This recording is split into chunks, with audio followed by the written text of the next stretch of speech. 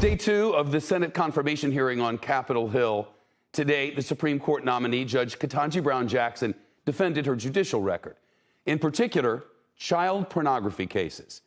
For the second day in a row, the Missouri Republican Senator Josh Hawley accused her of being too lenient in sentencing child sex offenders. This is how Judge Jackson responded to those claims.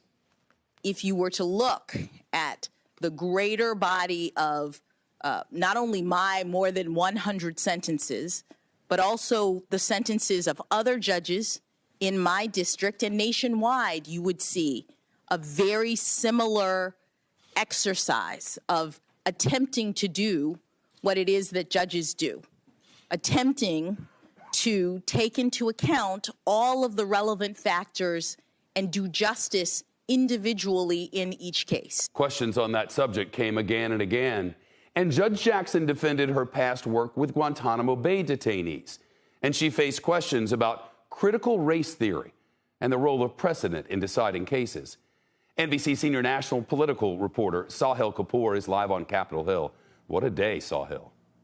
That's right, Shep. A long, intense day of questioning for Judge Ketanji Brown Jackson as she vies for that spot on the Supreme Court, facing tough questions, some of them pertinent, some of them not so pertinent, to her potential role as a Supreme Court justice should she be confirmed. We saw, among other things, difficult questions from Republicans infused with political messaging. Senator Ted Cruz of Texas asking her about the 1619 Project and the role critical race theory plays in her approach to cases and her jurisprudence. Let's play some of what Judge Jackson had to say in response to that.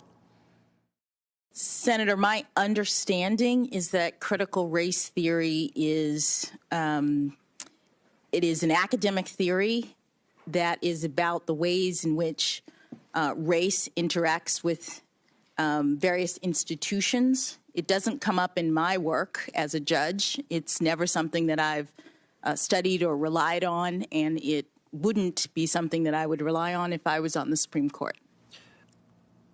Now, Jackson also faced questions about whether the U.S. should have more or fewer cops on the street, whether the Supreme Court should be expanded as part of a push that some on the left are demanding. She punted on both those questions, saying she's not going to talk about policy issues that are left to the legislative branch and not judges. There were other Republicans like Senator Ben Sasse of Nebraska who asked her more pertinent questions about her judicial philosophy. Notably, Jackson rejected labels like originalist, textualist, a living constitution. She said her philosophy is much more nuanced. She approaches the law from a neutral standpoint and not ideologically.